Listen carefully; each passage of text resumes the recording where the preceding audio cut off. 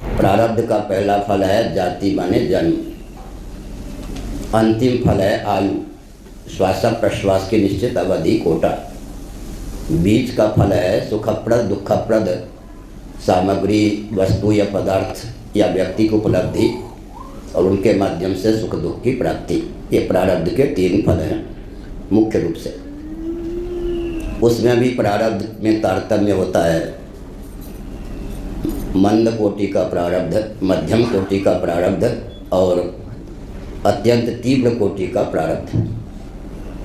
मंद और मध्यम कोटि के जो प्रारब्ध होते हैं वे विधिवत उचित ढंग से अनुष्ठान, देवाराधन आदि के द्वारा शांत हो जाते हैं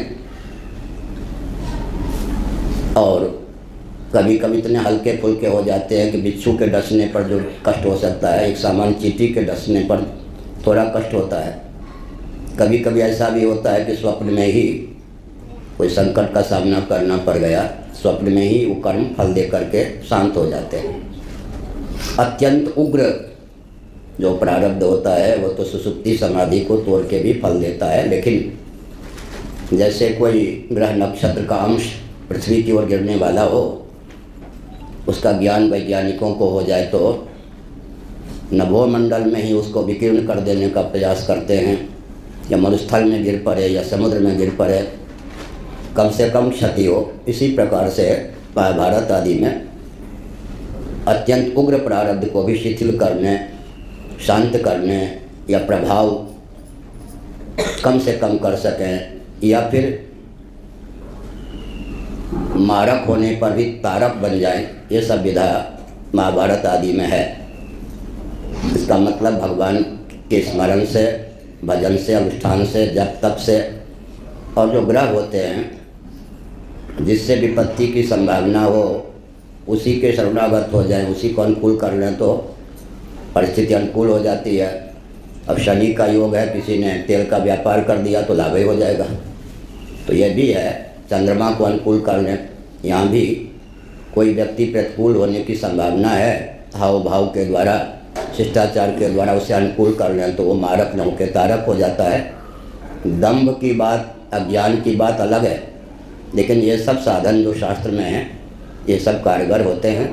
प्रारब्ध के कारण ही तो वो शरीर मिलता है। स्वप्नावस्था प्रारब्ध का ही फल है, प्रारब्ध का ही फल है। दुर्बल जो कर्म है, जो व्यावहारिक धरातल पर फल नहीं देते, उनके फलस्वरूप स्वप्न की प्राप्ति होती है। स्वप्न की प्राप्ति में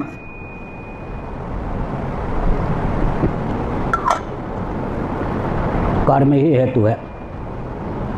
कर्मेंद्रियाँ सो जाएं, ज्ञानेंद्रियाँ सो जाएं, अंतःकरण अर्धनिद्रित हो जाए, वासना की प्रगल्भता और निद्रा दोष के प्रभाव से आत्मचेतन से अधिष्ठित अंतःकरण ही ग्राह्य ग्राहक भाव के रूप में परिणत हो जाए, इसका नाम स्वप्न। हमने तो एक वाक्य बोल दिया।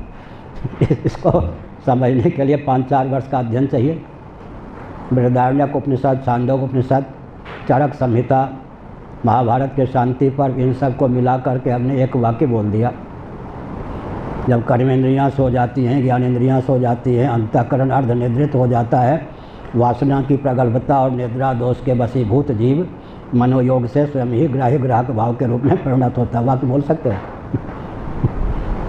हो गया?